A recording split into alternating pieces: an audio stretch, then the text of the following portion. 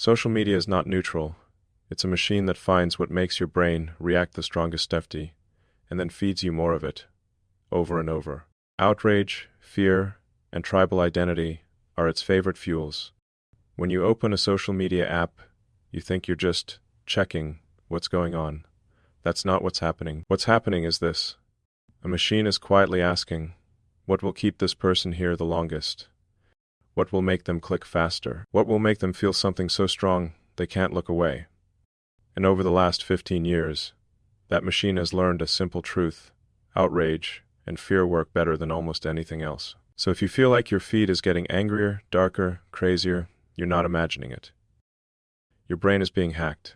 In this video, I want to explain how social media hijacks your brain, why outrage has become the most profitable product in the world, why I still bought X anyway, and what you can do so the system doesn't turn you into a puppet. Let's start with the basic problem. Social media platforms make money from your attention. They don't get paid because you're informed, wise, or calm. They get paid because you stay. The more time you spend scrolling, clicking, replying, fighting, the more ads you see, the more data they get, the more valuable you are. So the algorithm doesn't ask, what is true? What is fair? What is healthy for this person or for society? It asks, what makes this brain fire the hardest in the shortest amount of time?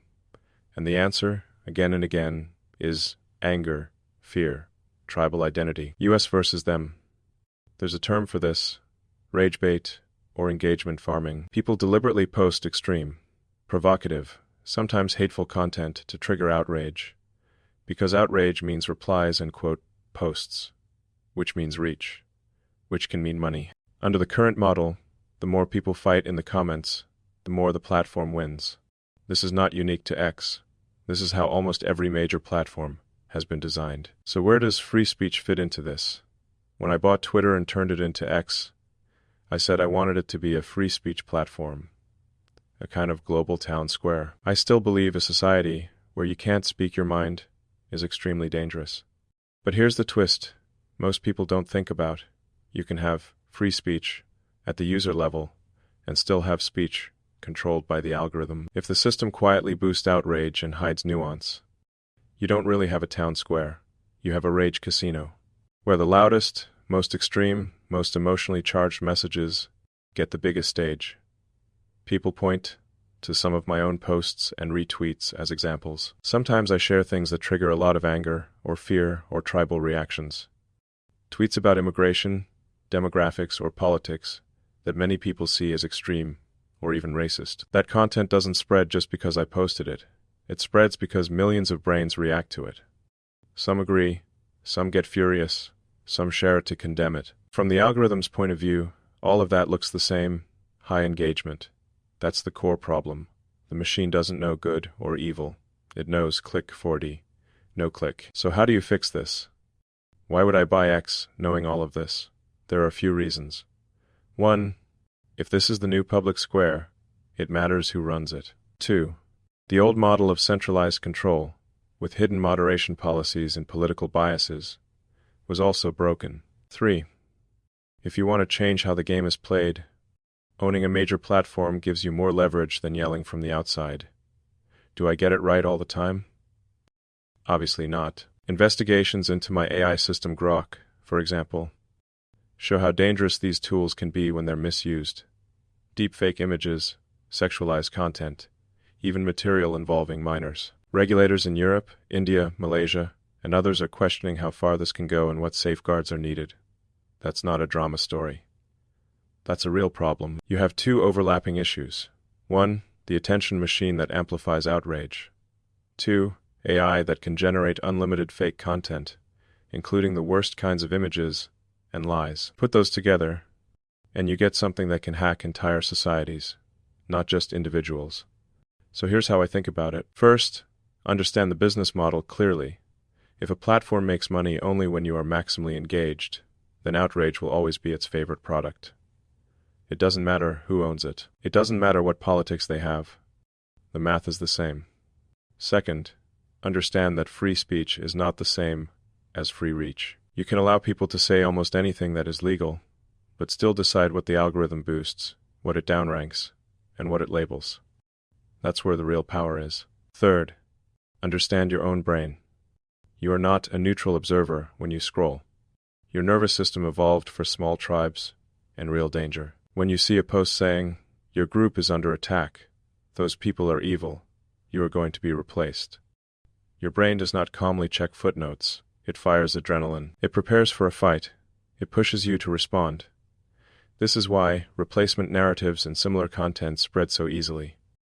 They plug directly into very old survival circuits. If you don't know that, you become a toy in someone else's game. So what do? You can't shut down the internet. You can't uninvent AI. You can't stop every bad actor from posting. But you can do 3 things. Number 1, treat your feed like a drug. Ask, is this information, or is this emotional cocaine? If a post makes you instantly furious or terrified, pause. Look at the source. Look for context. Look for counter-evidence. If the account exists purely to provoke, mute it. If the content is about dehumanizing entire groups, don't feed it with your attention, even if you disagree. Rage accounts live off your outrage. Remember, commenting "this is disgusting" still pays them in reach. Number 2, demand better from the platforms, including mine.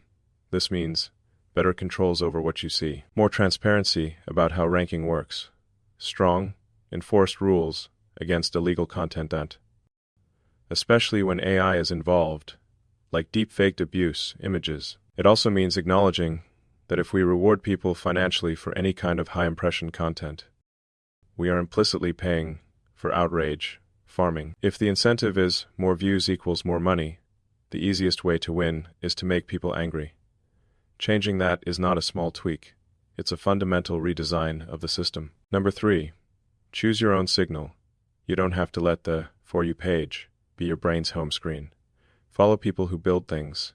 Follow people who solve problems. Follow people who argue in good faith. If you spend 2 hours a day on content that makes you hate half the planet, you are voluntarily turning yourself into a soldier in someone else's information war. If you spend those same 2 hours learning, building, and thinking, the entire algorithm has less power over you. Here is the uncomfortable truth. Outrage is the most profitable product in the world right now. But only because we keep buying it. Platforms sell what people click. Politicians say what gets viral. Creators post what pays. If we want something different, we can't just blame the algorithm. We have to change our own behavior and the incentives we build into these systems. So why did I buy X? Because even with all its flaws, the idea of a global conversation space still matters. Because if censorship, shadow rules, and hidden manipulation are the only answers, we end up in a different kind of nightmare. Because I believe there is a path where people can speak freely within the law.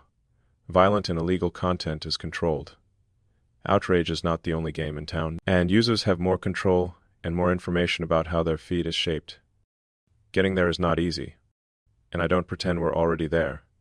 But step 1 is to see the system clearly. Your brain is being targeted. Outrage is being sold. AI is making it cheaper and faster to generate extreme content. Regulators are waking up and pushing back, especially when there are real harms like deepfaked abuse. You can sit in the middle of that and say, it's all hopeless. Or you can say, I'm going to understand this machine. I'm going to defend my own attention. I'm going to push for systems that make people stronger, not weaker. If you do that, social media becomes a tool you use, not a force that uses you. If you don't, it doesn't matter which logo is on the app. The Outrage Factory will own you. If you want more videos where we break down the real mechanics behind these systems instead of pretending they're neutral, subscribe. Send this to the friend who is always angry online, and start treating your attention like something worth defending. Because in this game, your brain is the product. Stop giving it away for free.